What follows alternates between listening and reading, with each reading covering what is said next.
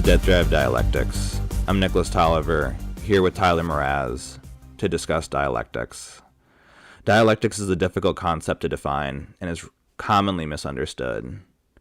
Kojève popularized the misunderstanding of Hegel's dialectic as thesis, antithesis, and synthesis.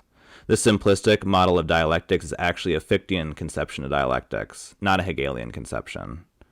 Kojève's simplification of Hegel's dialectics opened up Hegel to a whole world of misinterpretations from many different philosophers, both admirers and opponents of Hegel. Ever since, Hegel has come to be seen as a philosopher of totality, the absolute, and universal synthesis.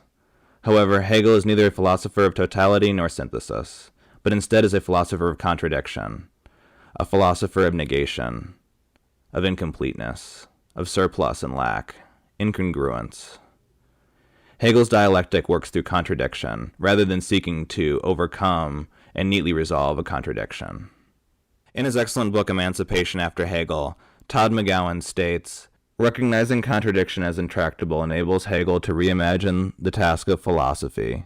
Philosophy becomes the drive to uncover the intractability of a contradiction through the insistence on the principles of non-contradiction. The result is not a paraconsistent logic, but a logic that reveals its own moment of incapacity."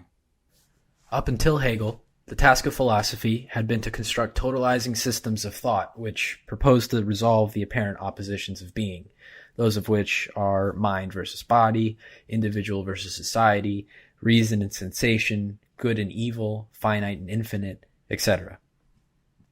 Immanuel Kant had come the closest to coming up with a totalizing system of thought, but encountered fundamental antinomies, or points of contradiction that presented limits to thought.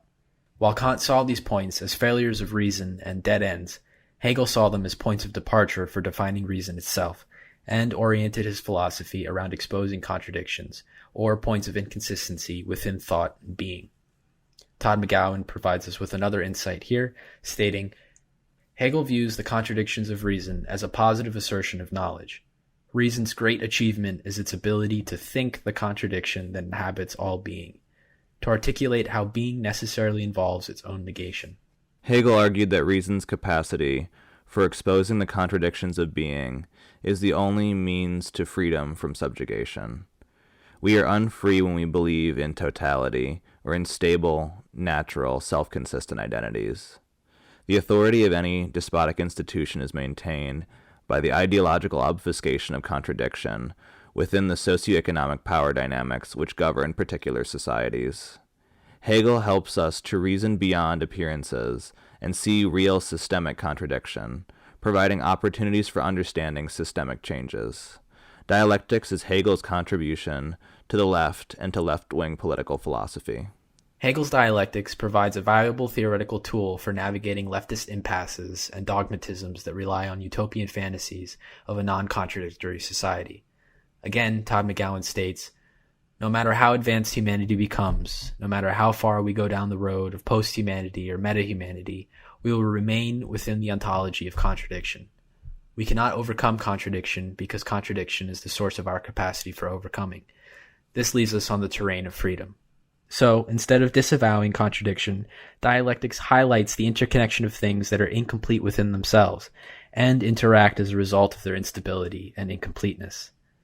Dialectics can be seen in the movement from internal contradiction to external opposition, which manifests in binary relationships like the ones we've already mentioned, but also including self and other, signifier and signified, conscious and unconscious. So it is the case that these binary oppositions are simply another form that internal contradiction takes, and it is ideology which obfuscates this internal contradiction, presenting it as an opposition between two stable identities. It is perhaps the Mobius strip which provides us with the most demonstrative topographical example of dialectics. Dialectics expresses the contradiction at the heart of two apparent oppositions. The Mobius strip possesses a unique feature which also expresses this self-negation. At any given point on the strip, there are two sides, inside and outside, yet as one traverses the strip, what was once the inside becomes the outside, and vice versa. The Mobius strip demonstrates the self-negating nature of any identity, in this case, outside versus inside, and the resulting continuity between any binary opposition.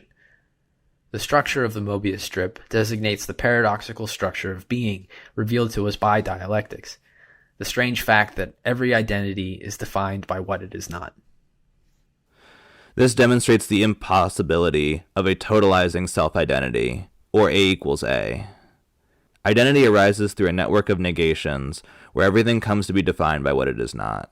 For example, racially, being white is not defined in itself, but only in contradistinction to being a person of color. The polarized opposition of these forces is the product of their internal insufficiencies. All of these relationships are incongruent and cannot be neatly folded into each other. There is always a remainder, a surplus, or a lack. To conclude, when properly understood as a preservation of contradiction, dialectics provides leftists with a valuable insight. It forces us to confront the uncomfortable fact that reality, our own selves included, has its own self-negation built in, a fact which is obfuscated by ideology and its comforting visions of good versus evil, friend versus enemy, self versus other, and other binary oppositions between stable identities. Dialectics allows us to combat this fundamental ideological function so that we may ultimately reconcile ourselves to inevitable contradiction.